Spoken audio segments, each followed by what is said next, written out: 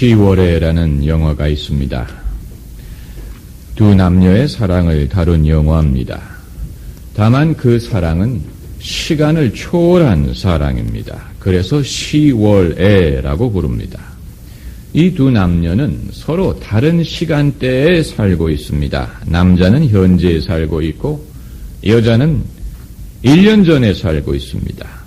그렇기 때문에 서로 직접적으로 만나지는 못합니다. 다만 그들이 편지를 주고받을 수 있는 우편함이 있습니다.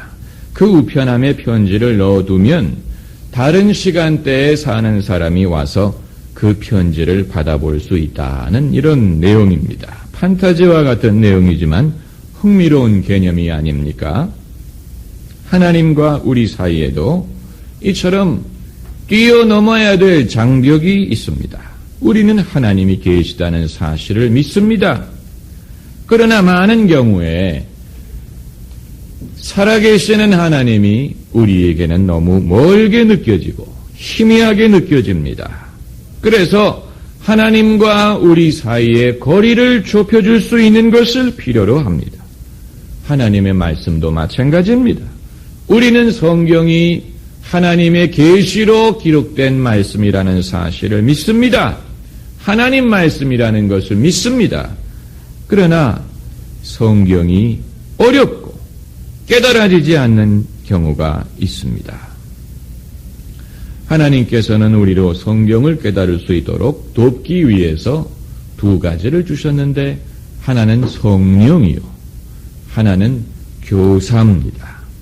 성경 말씀을 깨닫기 위해서는 성령의 도움을 받아야 되고 그리고 교사의 도움이 필요합니다. 사도행전을 보면은 에티오피아 내시가 병거를 타고 가면서 이사야서를 읽고 있었다고 했습니다. 그때 빌립이 그 옆에 가서 그 사람에게 묻습니다. 당신이 읽는 것을 깨닫느뇨? 그랬더니 그 에티오피아 내시가 대답하기를 가르쳐주는 사람이 없으니 어찌 깨달을 수 있으리요? 이렇게 대답하는 구절이 있습니다. 그래서 빌립이 그 병거에 올라타서 그 말씀을 중심으로 예수 그리스도에 대해서 증거하는 그러한 사건이 사도행전에 기록이 되어 있습니다. QT 운동이 교회에 기여한 바는 그리스도인들로 하여금 스스로 성령의 조명을 받아서 성경 말씀을 묵상하고 깨달을 수 있도록 도운 데에 있습니다. QT의 원리는 지극히 단순합니다. 첫째는 성경을 읽기 전에 먼저 하나님에게 성령의 조명을 구하는 것이고 그리고 그 다음은 이제 성경을 읽어내려가면서 뭔가 마음에 와닿는 것을 찾으라는 것입니다. 뭔가 마음에 와닿는 것이 있을 것인데 어느 구절이 마음에 와닿든 간에 멈춰서서 그 구절을 계속해서 묵상하라는 것입니다. 그러다 보면은 처음 읽었을 때는 보지 못했던 귀중한 보배가 그 말씀 속에 감춰져 있는 것을 발견하게 된다. 이것이 QT의 원리입니다. 이 방법을 통해서 성경을 읽을 때 우리는 성경이 그저 사람에 의해서 쓰여진 글이 아니고 정말로 성령의 영감으로 쓰여진 책이라는 사실을 발견하게 됩니다. 그리고 성경이 살아있는 책이고 하나님의 말씀이라는 것을 깨닫게 됩니다. 다만 그렇게 되기까지는 성령의 조명을 받아야 될 필요가 있다는 것입니다. 오늘 본문 말씀은 예수님의 산상수훈의 첫머리가 되는 구절입니다. 예수께서 무리를 보시고 산에 올라가 앉으시니 산에 올라가 앉으셔서 가르치셨다 해서 산상수훈이 되었습니다.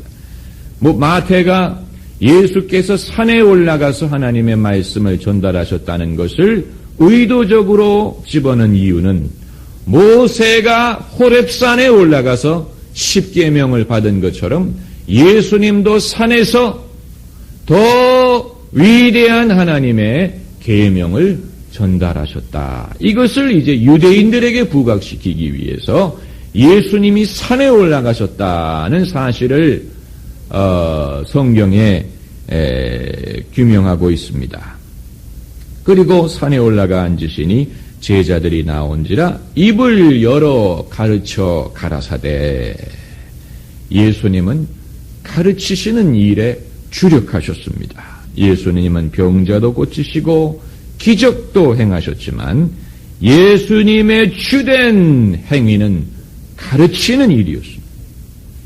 그래서 병자를 고친 다음에 가르치시고 기적을 행한 다음에 가르치셨습니다. 예수님께서는 당신이 행하신 기적을 당신의 교훈의 하나의 시청과 교재로 사용하셨습니다. 예수님의 주된 행위는 가르치는 일이었습니다. 때로는 사람들을 가르칠 수 있는 기회를 얻기 위해서 기적을 행해달라는 요구를 거절하신 적도 있습니다.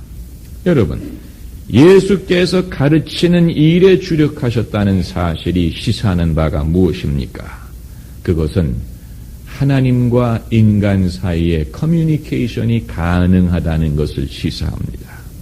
하나님이 말씀하시면 사람들이 들을 수 있다는 것, 알아들을 수 있다는 뜻입니다. 얼마나 알아들을 수 있는지는 몰라요. 아마 다 알아듣지는 못할 것입니다. 그러나 적어도 우리가 구원의 길을 발견하고 축복의 길을 발견한 만큼은 알아들을 수 있습니다.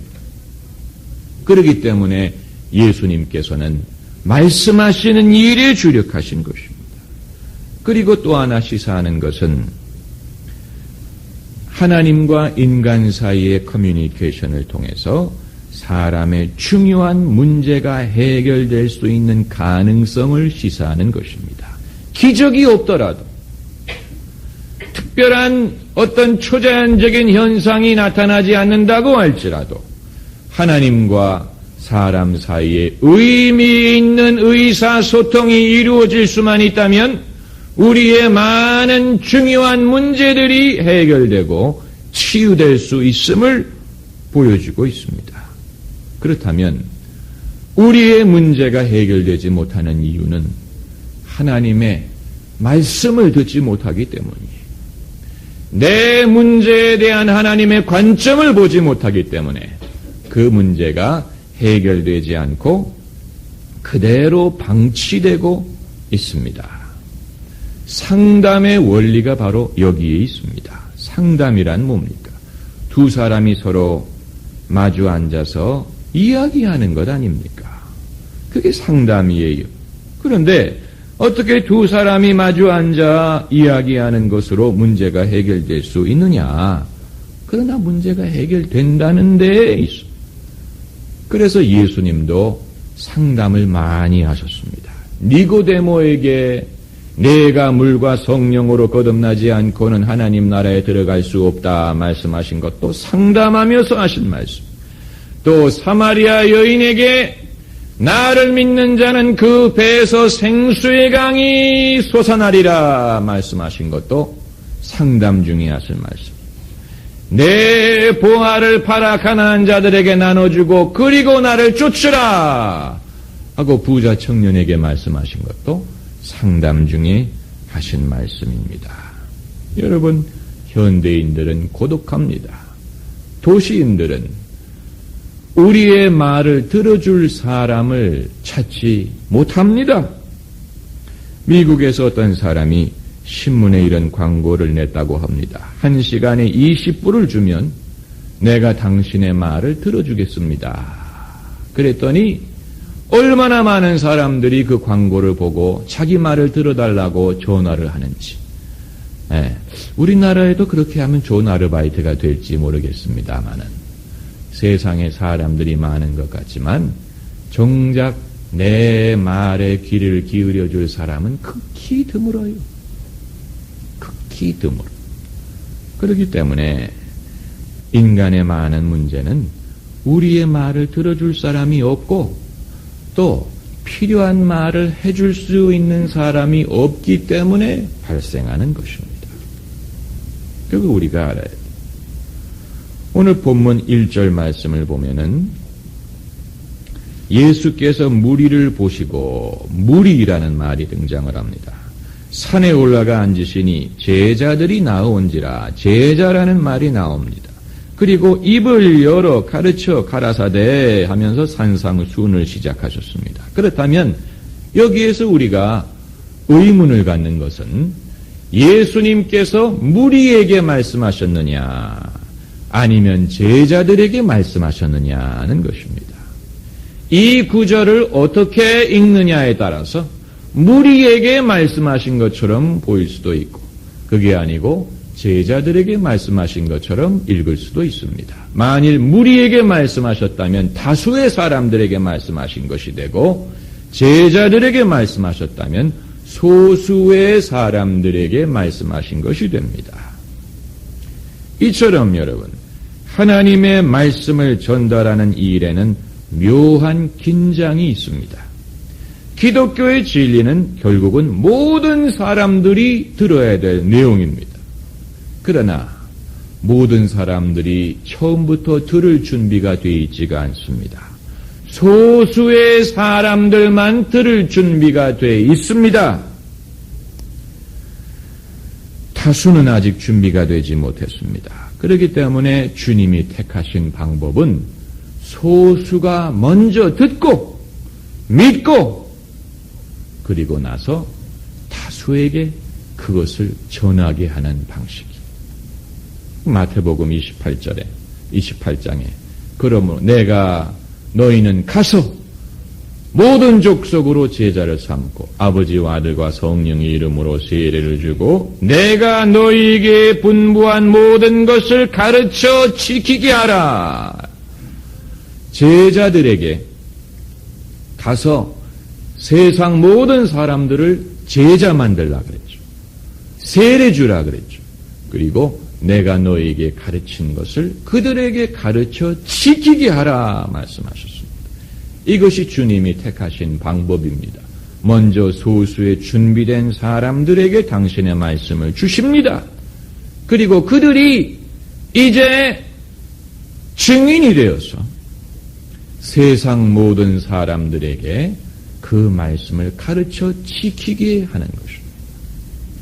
그러므로 오늘 본문에서 예수께서 과연 무리에게 말씀하셨느냐 아니면 제자들에게 말씀하셨느냐 하는 것은 결국은 큰 차이가 없는 것입니다.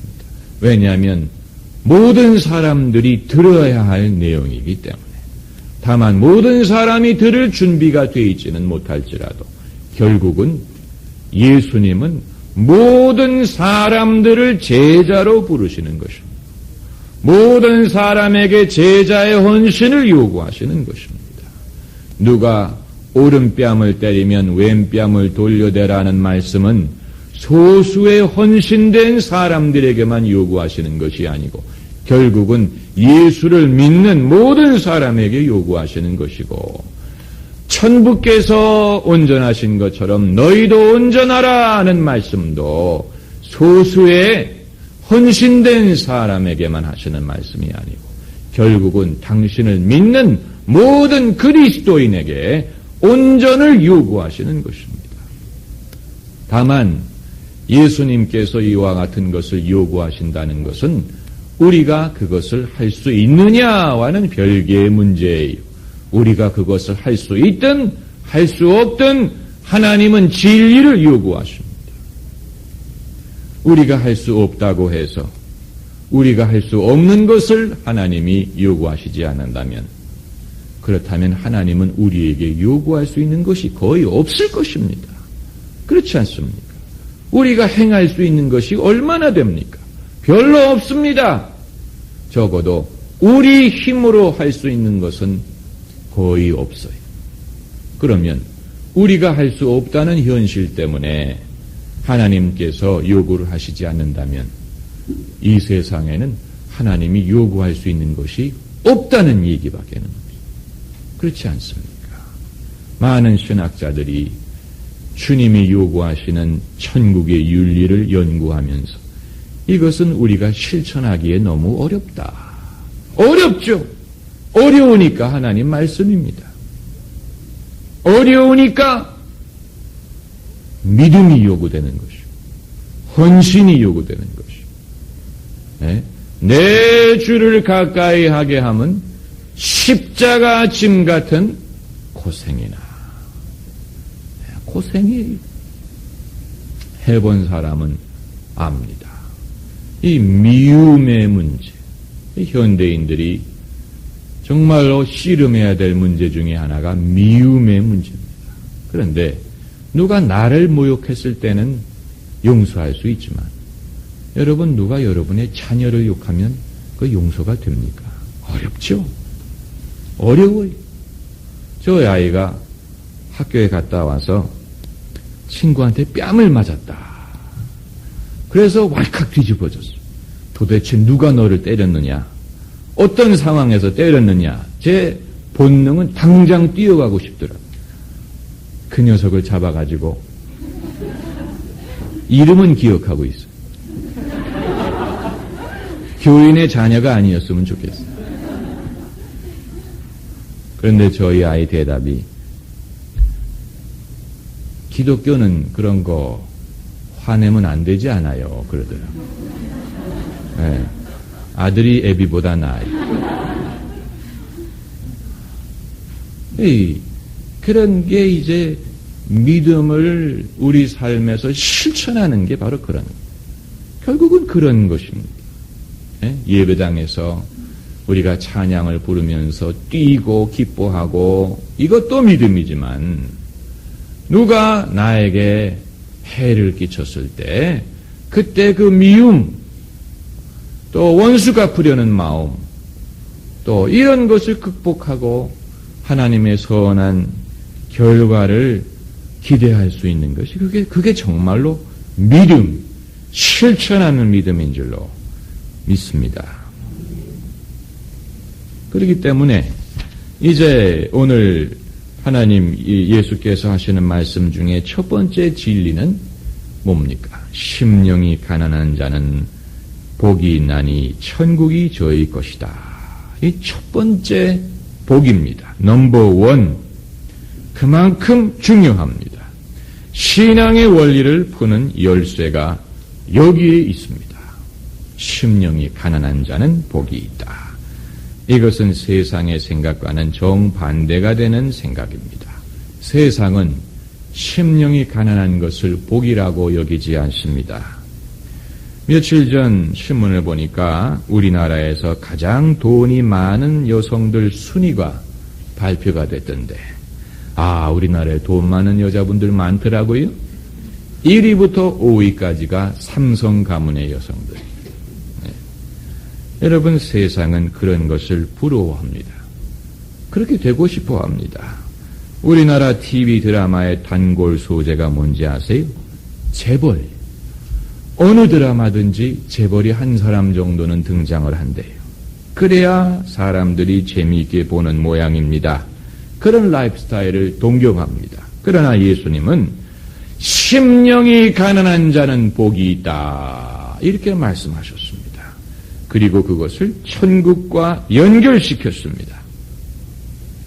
아마 마케팅 컨설팅을 하는 분이 예수님을 만났다면 이렇게 지적을 했을 것입니다. 예수님, 그런 식으로 마케팅을 하셔서는 요즘 사람들에게 어필할 수 없습니다. 요즘 사람들이 어떤 사람들인데 심령의 가난에 대해서 사람들이 관심을 갖겠습니까? 이렇게 지적을 했을지 모릅니다. unpopular method, 인기가 없는 방법이고 인기가 없는 메시지. 그러나 여러분, 예수님은 이 첫마디로 전곡을 찌르셨습니다. 세상 사람들이 행복을 원하고 기쁨을 원하고 평강을 원하고 번영을 원하고 생명을 원하는데 이 사람들이 원하는 모든 것을 천국이라는 한 단어 속에 들어간다고 보았을 때 세상 사람들은 결과만을 얻기 원하기 때문에 오히려 그것을 얻지 못합니다.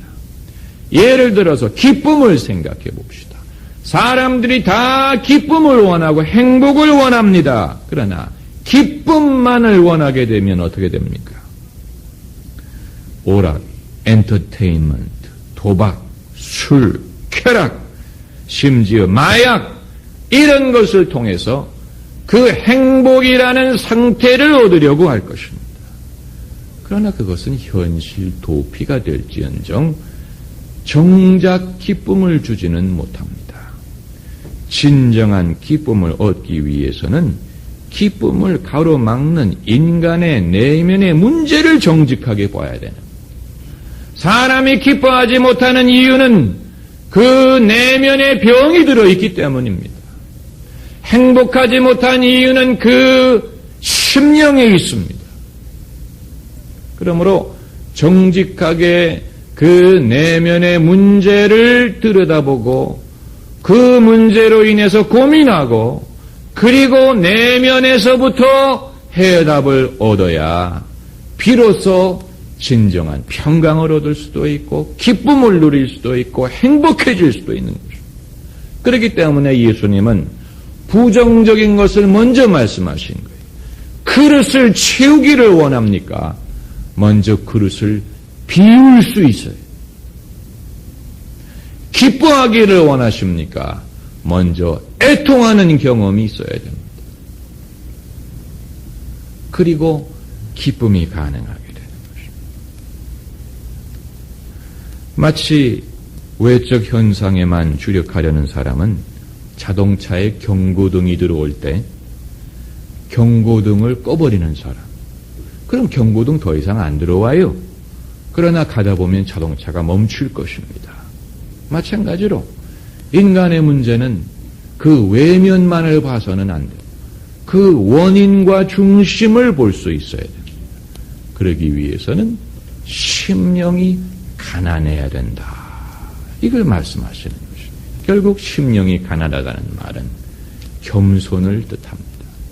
사람이 겸손할 수 있어야 그게 복의 근원이 되고 천국을 소유하는 것이다. 영생을 소유하는 것이다. 하나님의 능력을 경험하는 것이다. 이 모든 것이 내가 나의 절대적인 연약함과 궁핍함을 인정하고 고백할 때 가능해진다는 것입니다. 우리는 철저하게 연약한 존재, 비참한 존재입니다. 그걸 인정하는 사람이 있고 부인하는 사람이 있습니다. 세상은 그것을 부인하고 숨기려고 합니다. 그러나 천국 백성은 가장 먼저 자신이 영적으로 곤고한 존재라는 것을 인정합니다. 사도 바울의 말처럼 오라 나는 곤고한 자로다. 내가 원하는 선은 행하지 않고 내가 원하지 않는 악을 행하는도다. 누가 나를 여기서 건져내랴. 그것은 사도 바울의 고민뿐만이 아니고 모든 사람의 고민입니다. 여기에서 이제 비로소 주님의 은혜를 의지할 수 있게 되는 것입니다. 할렐루야. 은혜를 받는 길은 그러므로 나의 연약함을 고백하는 길밖에는 없어요. 반대로 자기의 능력을 의지하고 자랑하고 자기의 상태를 정직하게 인정하지 않으려는 사람은 은혜를 받을 길이 없습니다. 그게 바로 심령이 가난한 자가 복이 있나니 천국이 그들의 것이라는 원리입니다.